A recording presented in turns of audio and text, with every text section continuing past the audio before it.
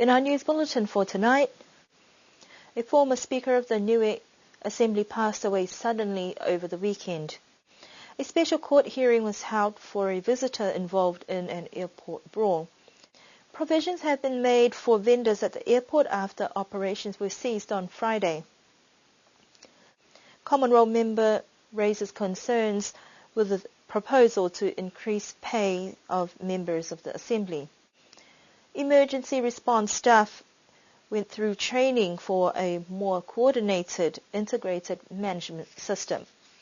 Niuean artist John Pule's latest exhibition pays homage to his roots and heritage, returning to where it all began. Tuapa Uamotu pulled together to host a successful show day despite the wet weather. The island was in shock on Sunday morning as they learned of the sudden passing of a former Speaker of the Niue Legislative Assembly, Ahohiva Levy. The Ecclesia Church of Hakupuatua was packed with friends and families, while the Girls and Boys Brigade of Hakupu marched to the church, where Niue Police Guard were also present. The final service in his memory gave families from his village of Awasele and Hakupu an opportunity to honour his life. The accolades of his work ethic spoke of a hard-working man who served his family, community and nation to the best of his ability. Ahohiva started working in 1971 as a teacher trainee, and his career in the public service spanned over 30 years, working for the Justice Department, Administration Department, Premier's Department, the Niue Legislative Assembly, before early retirement in 2004.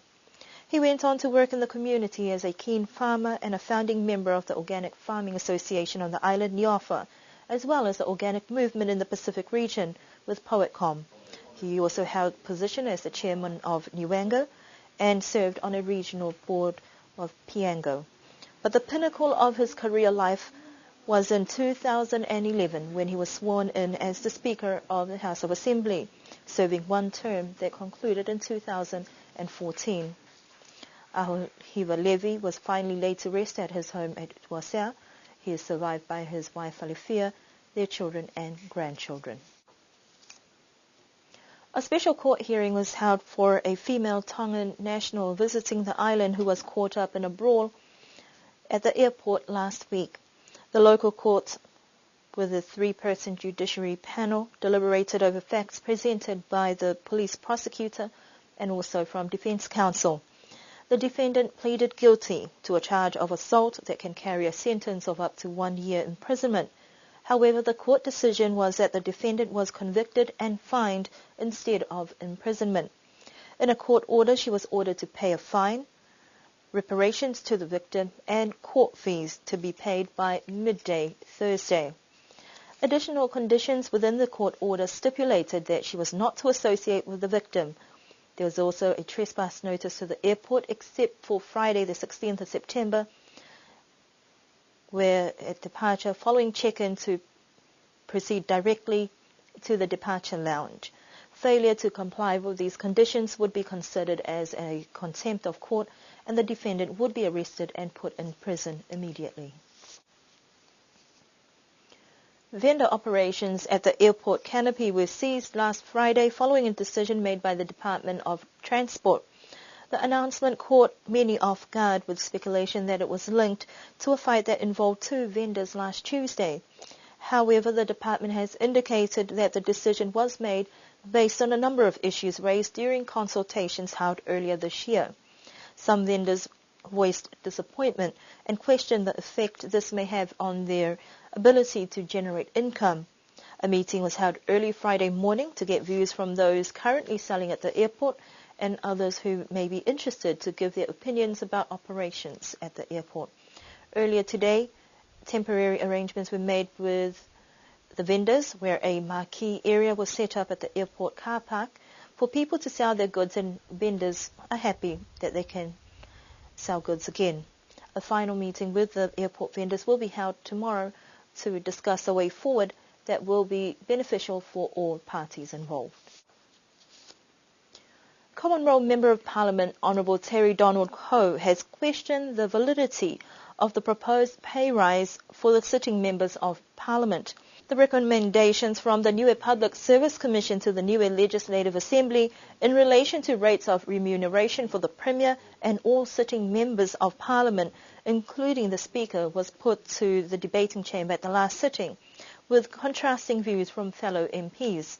Honourable Terry Coe is against the pay hike, even though there have not been any general alterations of the level of remuneration for all the public service since 2011. I'd like to stipulate about that it's not done properly and by the Constitution, because the Constitution says when there's a general wage order, then the whaliwhānau staff can be members can be looked at for an increase. There's other people in the public service who have been 10, 15 years without any increases. And so it's not, to me, it's not fair that we should get an increase and the others should not. The Public Service Commission mentioned the figure of 4.7 as a COLA figure. Well, people haven't got that, so why haven't the people got that increase, and then we can have that increase as well? I see that's fair enough, but not just to give it to us and those people who have been in the service a long time and working hard don't get anything onto there. Our members, we don't attend meetings, we leave early, we don't finish the order paper for the next day, we leave it till the next time. So we're not doing our job. And even in the committees stages, people are not turning up to the committee meetings and also not contributing to the meetings, and the same in assembly. People are not speaking up during the motions or the bills when they go into committee stages. So really they're just sitting there and enjoying the money that they're getting at the moment, and they want more money for that job. People who say about we put the wages up for the new people, to attract new people. But how can we get rid of the old ones? They're fixed in their position. And therefore, it doesn't matter how many new ones come in, they will still have that job. And the new ones won't have a show of getting in. And that's, the village members especially. So, I think it's wrong that we should get the rise. And we should do it properly and have a look at the whole public service COLA and give them, if it's due, give them the increase onto that. I was disappointed with three members who keep on saying that they want young people to be in the house, but they don't want to increase the pay so that they attract young people to be in the house. So I'm quite certain as to the contradictions they see on the one hand, they say we want young people, on the other hand, got to have sit on their backsides and say, I don't want my pay increased and so on. Because after all, if you're not paying enough, then, people are not the quality of persons we would like to have in there will not be there to think. So I'm pleased that we're past it, and now it's just a question of making sure that we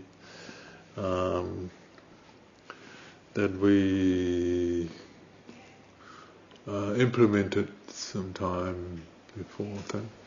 Terry Coe said the Premier's statement about MPs' pay rise may attract others to put their names forward to be elected to Parliament is wrong. He is particularly critical that the legislative members of Parliament should have their salaries adjusted to reflect the consumer price index of 4.7% from 2011 to 2015, while there is no consideration to those of the public service who don't enjoy the same privilege. However, the pay rise as recommended by the Niue Public Service Commission is in line with the government policies such as the Niue Public Service Transformation and other specific policy decisions in relation to certain departments and positions. In addition, The recommended allowances in recognition for additional roles by assisting ministers while duty ministers are away is also to be considered. Perhaps what's going to come in even into the public service is these 1-year contracts. And that's totally unfair. I mean, I'm on a 3-year contract. The consultants on the 3-year contract, all the director generals are on 3-year contracts, but the general workers on 1-year contract. That's not fair at all, to the people. And then, as I say, on the top of that, the wage that they're getting. It's not going to retain people here, and good people that we need, that work hard. The timing of the proposed pay increase when Niue is undergoing a transformation period is not conducive to a fair or level playing field, according to Honourable Terry Coe, who is a long-serving Common Role member of the Niue Legislative Assembly. The Niue Public Service Commission's recommendation was only an invitation for the Niue Legislative Assembly to consider and have yet to be finalised. Key personnel from the Emergency Response Departments and the National Disaster Management Office have been updating their coordination skills with training workshops held last week. The 4-day capacity building workshop was held to enable emergency response teams to identify ways to work in a coordinated, timely and effective manner. Okay, what we've been doing is basically training responders and everybody that might be involved in an emergency coordination centre to be able to manage medium to large scale events. So if you had another cyclone or even something like a large fire, a bushfire, how we might manage that a little bit better. I'm not coming here to teach people how to manage cyclones. You guys know far more than I'll ever know about cyclones. I haven't been through one. What I'm here really is just to share some ideas about how we can coordinate a bit better between all the different agencies responding. Often we find out when things aren't coordinated, there's often a lot of duplicated effort, more than one person doing the same thing, or people thinking somebody else is doing it and it not getting done at all. So really by getting that coordination in place, we make sure that everybody knows exactly what they've got to do and when they've got to do it and what they're doing to help others, so that everything works hopefully as quickly as possible. Major emergencies, there's still emergencies, so there's still going to be problems, there's still going to be challenges, but what we're doing here is to try and reduce those as much as possible by making sure everybody knows what their role is. With plans for the development of the new Emergency Operating Centre, it is important that each of the different divisions understand what their roles and responsibilities are. Yeah, the idea of coordinated incident management is instead of each of us going off, so instead of the hospital looking at things they've got to do in their own vacuum, their own world, and then the fire looking at their stuff and the police, and we're all running off doing our own things. Coordinated incident management is about bringing them all together. They're all responsible for doing their own things, but they're doing it in a coordinated way. The fire know what the police are doing, the police know what the fire are doing, and that way we all make sure that, again, we're not wasting time or duplicating effort. The workshop concluded on Thursday with an expectation that there will be follow-up training in the future.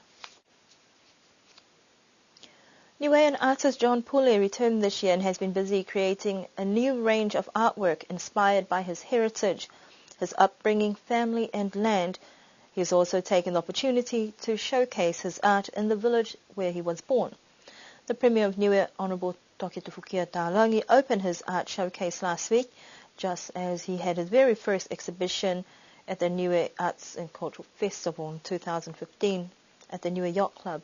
The exhibition is called Return to the First Time of My Life, and the paintings is a response to a letter that my Auntie Moka Famu wrote for me, stating the family lands that belongs to our family. And it is also, these paintings is a response to my return back to the village that I was born in. I was born in Pia, just behind the Whale Aku Aku. Why Liku is because I wanted it to be in the village that I was born in. I thought of having it in Alofi, but the last time I had it in Alofi, someone said to me that I should have it out in Liku. And I think it's a really good idea. And plus, people have supported me to have the exhibition in Liku because it kind of takes away, having to, do things in Alofi all the time. And so having it out here, the people of the village can also come in and see an exhibition, that's staged in their own backyard, so to speak. Mr. Pule admitted that living life as an artist is wonderful, but the road to success is hard and relentless, going through all the obstacles and challenges faced in the occupation. His previous paintings were influenced by Niue and Hiapo. His new collection was a mixture of his history, family land, story for all 10 new pieces of art that he has created whilst living here in Niue. I painted these at my studio in the bush. I found it really challenging because I basically wanted to paint out in the bush, like right in the bush, but, it was impossible, and so I moved back into the house and started, kind of getting used to the environment, getting used to, the sounds and, just being there, was really important for me. It's a long process. The life of an artist is really wonderful, but the road is really hard. But I've been living off my work now since I've been 30 years old. So it's like 26 years, of enjoying, my life as an artist. But like I say, you got to also do the work in order to kind of find a way to achieve, things. And moving forward, Mr. Pule will be shipping his artwork to New Zealand to be showcased in downtown Auckland to be displayed at the end of this year. And those are our news stories for this evening. We do hope you can join us again for our next news bulletin on Thursday. We would like to extend our deepest condolences to the families of Aohiva Levi, Brita Rex and Mawao Ikitule for their loss.